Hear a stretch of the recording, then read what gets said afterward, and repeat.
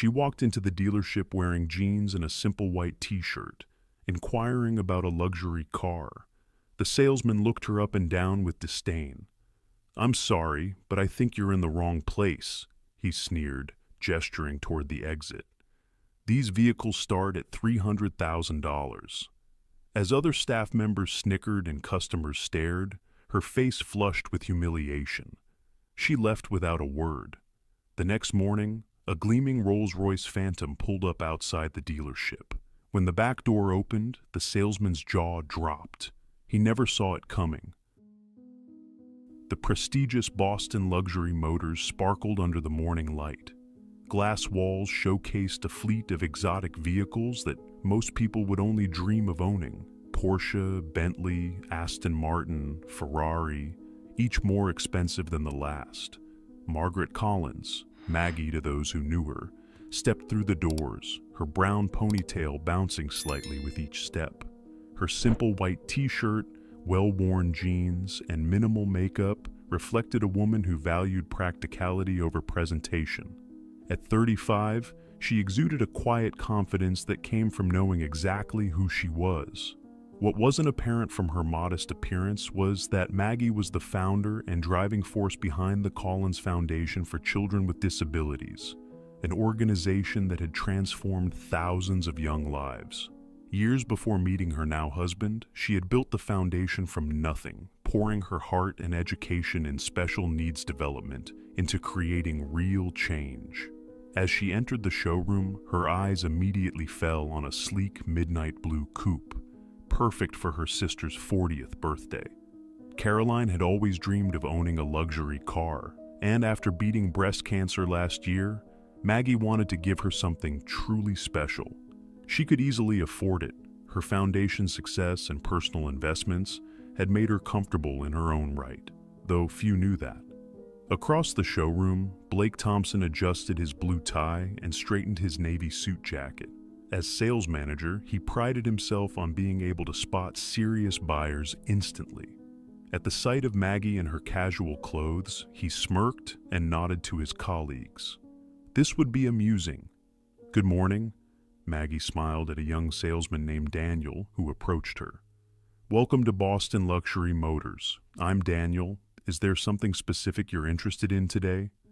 Before Maggie could respond, Blake smoothly intercepted. "I'll handle this, Daniel," he said, then turned to Maggie with a practiced smile that didn't reach his eyes. "Looking for directions, ma'am?"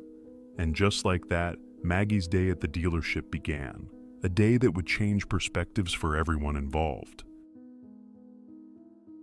"Actually," Maggie replied pleasantly, "I'm interested in that midnight blue coupe." She pointed to the $285,000 vehicle displayed on the elevated platform. Blake Thompson's smile tightened. He'd seen this before, people wandering in to daydream about cars they could never afford. With end-of-month quotas looming and 3 serious buyers expected that afternoon, he had no time for fantasies. "That's the limited edition Azure. Only 15 were made this year," he said, emphasizing each word as if speaking to a child. "Perhaps I could direct you to our used car division. They're in a separate building about 3 blocks east." Maggie noticed how his eyes darted over her simple clothing, lingering on her scuffed sneakers.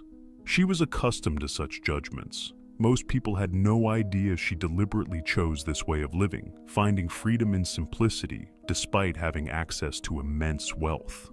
"I'd really like to learn more about this one," she persisted politely. "Is it possible to see the interior?" Blake's expression soured. Behind him, 2 salesmen exchanged knowing glances. "The Azure is by appointment only," he lied smoothly. "Our serious clients typically schedule private viewings." Just then, a couple dressed in designer clothing entered. Blake's demeanor transformed instantly. "Please excuse me," he said to Maggie without actually looking at her. "Why don't you take a brochure? Daniel can help you with that." He strode toward the couple, arms outstretched in welcome. "Mr. and Mrs. Harrington, wonderful to see you again." Daniel, the younger salesman, approached Maggie with an apologetic smile.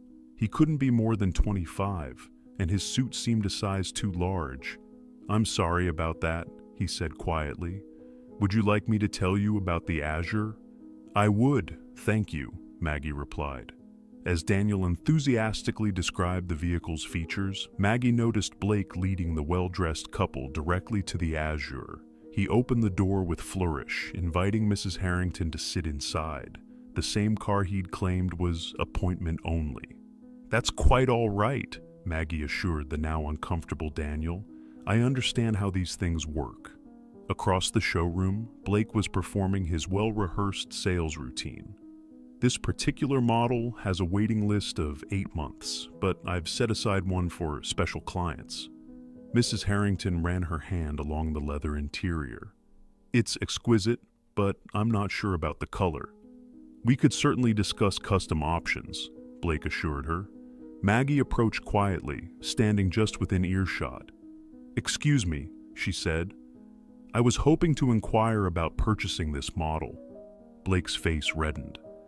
"As I mentioned earlier, this vehicle is being shown to these customers," he said, with barely contained irritation. "Perhaps you could come back another time, or, as I suggested, check our used car options." The couple looked uncomfortably between Blake and Maggie. "I'm specifically interested in this car," Maggie stated calmly. "For my sister's birthday next month." Blake stepped away from the Harringtons, lowering his voice. "Look, I understand people like to dream, but this is a place of business. That vehicle costs more than most homes. Now, I've been patient, but you're interrupting a legitimate sale." Several nearby customers had stopped to watch the uncomfortable exchange. Daniel hovered anxiously at the periphery. "I'm prepared to make a cash purchase today," Maggie said, maintaining her composure. That was when Blake's professional veneer completely cracked. He laughed, a short, harsh sound that echoed across the showroom floor. Several heads turned. "A cash purchase? Really?" His voice was louder now, designed to humiliate. "This isn't a yard sale. We're talking about $250,000. People who can afford these cars don't dress like..." He gestured dismissively at her outfit. "That..." Maggie felt her cheeks flush, not from embarrassment, but from a slow-building anger. Not for herself. She'd experienced such treatment before, but for anyone who had ever been judged by their appearance. "I believe my money is as good as anyone else's," she said quietly. Blake stepped closer, towering over her. "Let me be clear," he said, no longer bothering to hide his disdain. "You are wasting my time and embarrassing yourself. Either make an appointment for a serious discussion, dressed appropriately, or please leave the premises." The showroom had gone silent. The Harringtons had stepped away from the car, visibly uncomfortable. If you're enjoying this story, kindly do us a favor and subscribe to our channel. It is free and won't cost anything, but it means the world to us. We're just a small channel trying to grow. Thank you, and back to the video. "Is there a problem here?" A newer voice joined the conversation. The dealership's owner, Richard Mason, attracted by the commotion. Blake straightened his tie. "No problem, sir. Just explaining to this lady that we operate by appointment for serious buyers." Richard Mason assessed the situation quickly, taking in Maggie's simple appearance and the watching crowd. His expression made it clear which side he was taking. "I see," he said. "Ms. Collins," Maggie supplied. "Margaret Collins." "Ms. Collins, perhaps there's been a misunderstanding. Our clientele typically, well, they understand the exclusivity of our vehicles." "I understand perfectly," Maggie replied, her voice steady despite the humiliation burning in her chest. "Your sales manager has made your policies quite clear." Blake stepped forward again, his voice dripping with condescension. "If you're genuinely interested, which I doubt, you can call for an appointment. But I'd suggest bringing proof of funds and dressing the part. These cars," he gestured around the showroom, "are for a certain class of people." A murmur rippled through the onlookers. Someone snickered. Maggie looked around at the judging faces, at Blake's smug expression, at the owner's tacit approval of his employees' behavior. She'd faced discrimination before, but rarely so blatantly, so publicly. "I see," she said simply. With dignity intact but spirits bruised, she turned and walked toward the exit. Behind her, she heard Blake's voice, not quite quiet enough. "Some people just don't know their place." As she pushed through the glass doors into the morning sunlight, Maggie pulled out her phone. The humiliation stung, but a small, resolute smile formed on her lips as she dialed. The Collins estate sat on 5 quiet acres outside Boston, its understated elegance revealing nothing of the billions behind its ownership. Alexander Collins preferred it that way. At 41, the tech visionary had revolutionized renewable energy storage technology, building a fortune while maintaining a deliberately low profile. When Maggie entered his home office, Alexander looked up from his desk, immediately setting aside his work. 15 years of marriage had taught him to read her expressions with precision. Something was wrong. "What happened?" he asked, moving around the desk to meet her. Maggie sank into a leather chair, the morning's events washing over her anew. "It was educational," she said, with a wry smile that didn't reach her eyes. She recounted the experience at the dealership, the condescension, the humiliation, the blatant discrimination. As she spoke, Alexander's expression darkened, but he remained silent, giving her the space to process. "It's not about me," she concluded. "I have the privilege of walking away knowing the truth, but how many people get treated that way every day without the comfort of knowing they actually could afford what they're being denied?" Alexander nodded thoughtfully. In their years together, this was what had always moved him most about Maggie, her consistent concern for others even when she herself had been wronged. "So, what would you like to do about it?" he asked finally. "Part of me wants to do nothing," she admitted. "Just buy Caroline's gift elsewhere. But then I think about that young salesman, Daniel, who treated me with respect regardless of how I was dressed. And I think about all the people who face that kind of judgment without having any recourse." She looked directly at Alexander. "These people need to understand that worth isn't determined by appearance, but I don't want vengeance. I want awareness." Alexander nodded slowly, a plan forming. "I think I might have an idea that accomplishes both." "Nothing too dramatic," Maggie warned, knowing her husband's protective instincts. "No buying the dealership and firing everyone." Alexander laughed. "Nothing so cliché, but maybe—" He leaned forward, eyes twinkling. "A little education is in order." Together, they crafted a plan, not for revenge, but for enlightenment. Something that might change perspectives more effectively than simple retribution. "Are you sure you don't want to come along?" Alexander asked when they'd finalized the details. Maggie shook her head. "This isn't about me needing to witness their comeuppance. It's about them learning to see beyond appearances." She paused, then added with a smile, "But I expect a full report." As evening settled over their home, Alexander made several phone calls, setting things in motion for the following morning. Tomorrow would bring a powerful lesson in humility and the danger of assumptions, not just for Blake Thompson, but for everyone at Boston Luxury Motors. If you're enjoying this story, hit that subscribe button and join our community of story lovers. Now, let's get back to see what happens next. And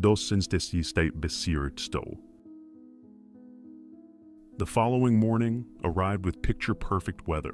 Blake Thompson entered Boston Luxury Motors with a confident stride, straightening his signature blue tie.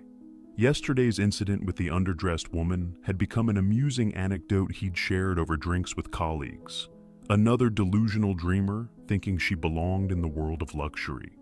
The showroom gleamed under carefully positioned lights, exotic cars arranged strategically to maximize their allure. Blake had just finished the morning staff meeting, emphasizing the importance of qualifying customers properly. "Remember," he'd instructed the sales team, "our time is valuable.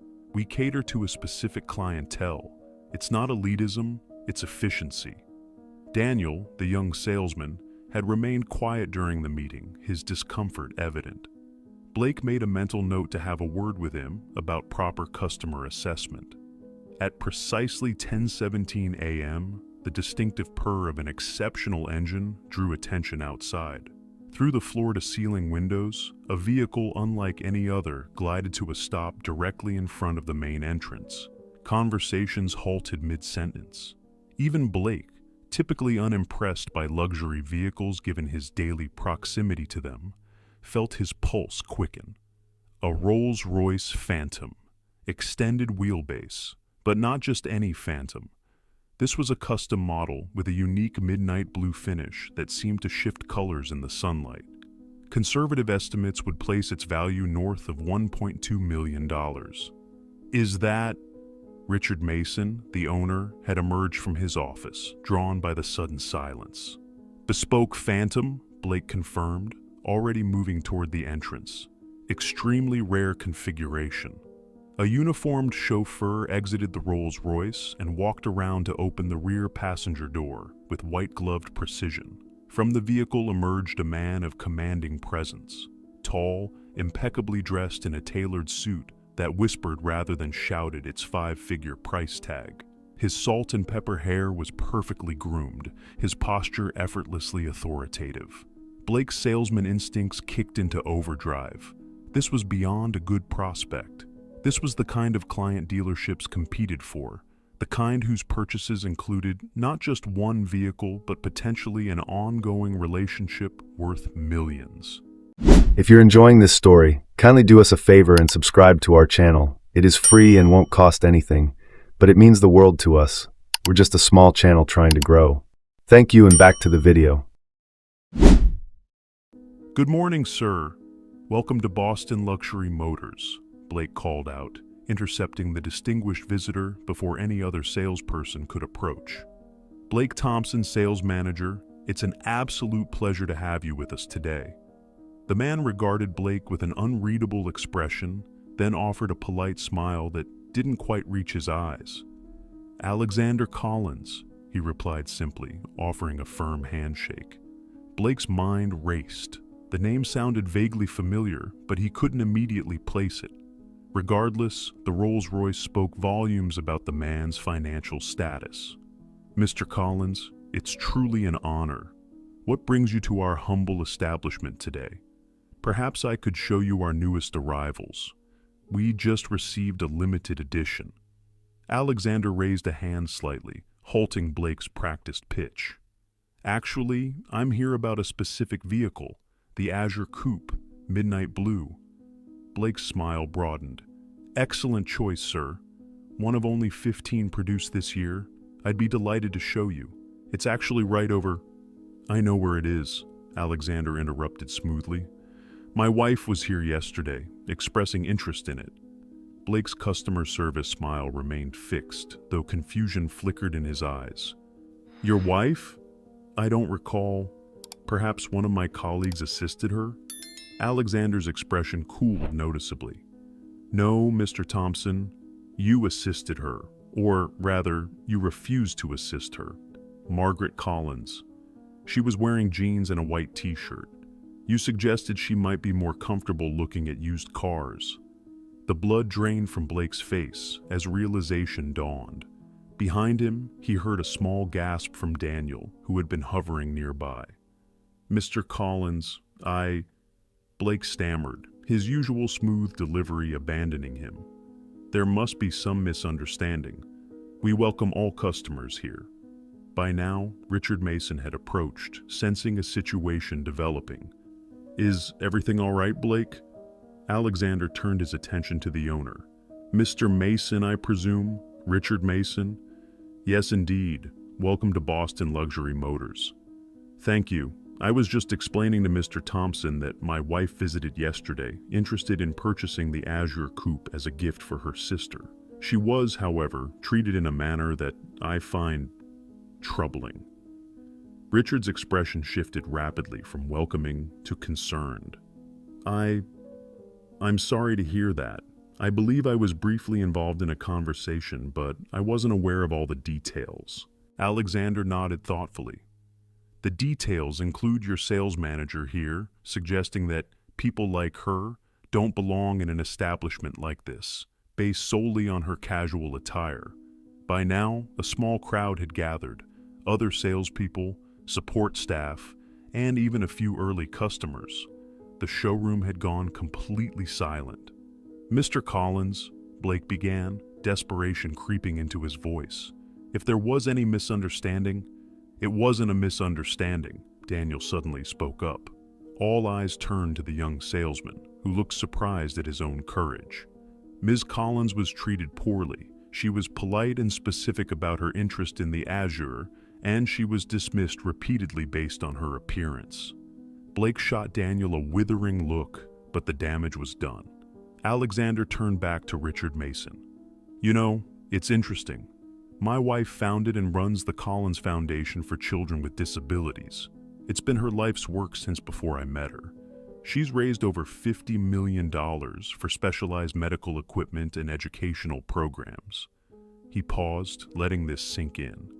"Maggie chooses to dress simply because she believes in living modestly despite our means. She finds it keeps her connected to the families she helps. It's one of the countless reasons I love her." Richard Mason had gone pale. "Mr. Collins, I assure you, this does not reflect the values of our dealership. We pride ourselves on—" "Actions speak louder than mission statements, Mr. Mason," Alexander interrupted firmly. "Now, regarding the Azure, I'm not here to purchase just one vehicle."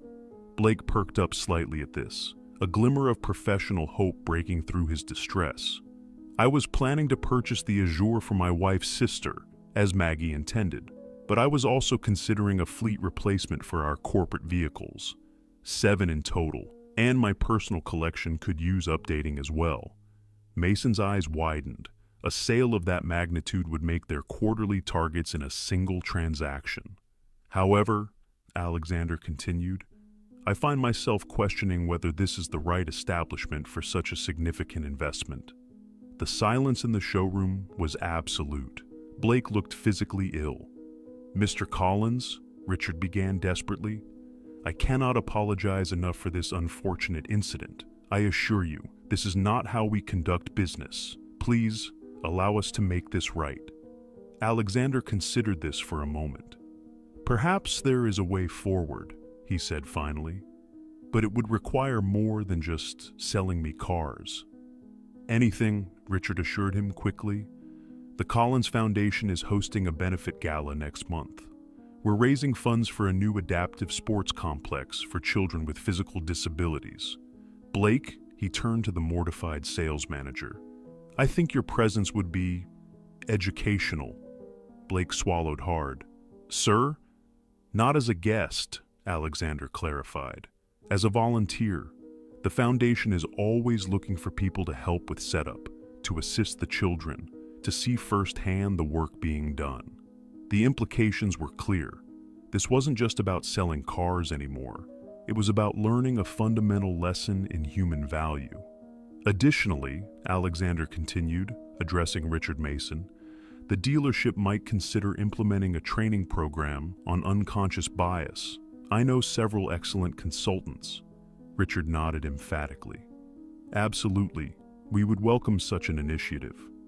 "As for the vehicles," Alexander turned to Daniel, the young salesman who had spoken up, "I'd like you to handle all the paperwork, starting with the Azure for my sister-in-law." Daniel's eyes widened. "Me? Thank you, sir. I'd be honored." "Good," Alexander said with finality. "Now, shall we discuss the specifics of the corporate fleet?" As they moved toward Mason's office, Alexander paused in front of the Azure, running his hand along its sleek contour. "My wife has excellent taste, doesn't she?" Behind them, Blake Thompson stood motionless, his perfect world fundamentally altered. The harsh truth had finally dawned on him. He had revealed his character not by how he treated those he thought important, but by how he treated those he believed were not. 1 month later, the Collins Foundation Benefit Gala transformed the Grand Boston Hotel into a celebration of possibility. Children with various disabilities and their families mingled with donors, medical professionals, and supporters. Near the entrance, Blake Thompson, dressed not in his usual sales attire, but in the event staff uniform, directed guests, and assisted a young boy in a wheelchair. The past month had changed him profoundly. His volunteer work at the foundation had started as an obligation, the price of professional survival. But something unexpected had happened as he witnessed the challenges these children face daily and the dignity with which they met them. Across the room, Maggie Collins, elegant in a simple blue dress, approached him. Despite knowing who she was now, Blake was struck again by her lack of pretension. "How are you finding the experience, Blake?" she asked. He considered the question seriously. "Humbling," he finally answered, "and necessary." Maggie nodded. "Thomas seems to have taken a liking to you," she observed, referring to the boy in the wheelchair. "He's teaching me about adaptive basketball," Blake admitted. "Apparently I have terrible form." This drew a genuine laugh from Maggie. "He's an honest coach." Blake's expression grew serious. "Mrs. Collins, I know I've apologized formally, but I need to say it directly. I'm truly sorry for how I treated you. There's no excuse." "You're right, there isn't," she agreed, but without malice. "The question is what you've learned. That worth isn't determined by appearance, position, or possessions," he said thoughtfully, "and that everyone deserves respect until they prove otherwise, not the other way around." "Good lessons," Maggie acknowledged. "Expensive ones too, I imagine." Blake nodded ruefully, thinking of the substantial business the dealership had lost when Alexander Collins decided to purchase only the Azure and not the additional fleet. "Worth every penny," he replied sincerely. Across the room, Alexander joined them, placing a gentle hand on his wife's shoulder. "Blake was just sharing some of his insights," Maggie explained. Alexander nodded. "I hear you've become quite involved with the adaptive sports program."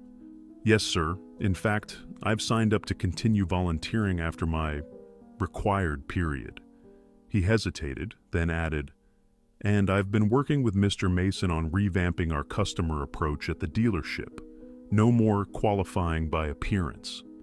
"I'm glad to hear it," Alexander said, then surprised Blake by adding, "Which reminds me, that corporate fleet I mentioned, we're still in the market. Perhaps you could handle that transaction? Daniel speaks highly of how you've been mentoring him." Blake's expression registered shock before settling into genuine gratitude. "I would be honored, Mr. Collins, truly honored." Later that evening, as the event wound down, Blake watched Maggie and Alexander Collins working the room, not flaunting their wealth or influence, but connecting genuinely with each child and family. He reflected on how completely his perception had been transformed. A month ago, he would have dismissed someone like Maggie Collins based on her casual appearance. Now he understood that true value ran deeper than designer labels, luxury cars, or executive titles. As Blake helped Thomas back into his wheelchair after a photo session, the boy grinned up at him. "You know what, Mr. Blake? You're pretty cool for a grown-up." Blake smiled. "Coming from you, Thomas, that's the highest compliment I've received in a very long time." And he meant it. We all make judgments based on appearances, don't we? But as Blake Thompson discovered, looking beyond the surface can reveal extraordinary people and life-changing opportunities. If this story resonated with you, please hit that subscribe button and join our community of story lovers. We'd love to hear your thoughts in the comments below. Have you ever misjudged someone based on their appearance or been misjudged yourself? Your experiences might inspire others. And remember, the true measure of wealth has nothing to do with your bank account. It's about how you treat others when you think no one important is watching. See you in our next story, where another powerful lesson awaits. If you're enjoying this story, kindly do us a favor and subscribe to our channel. It is free and won't cost anything, but it means the world to us. We're just a small channel trying to grow.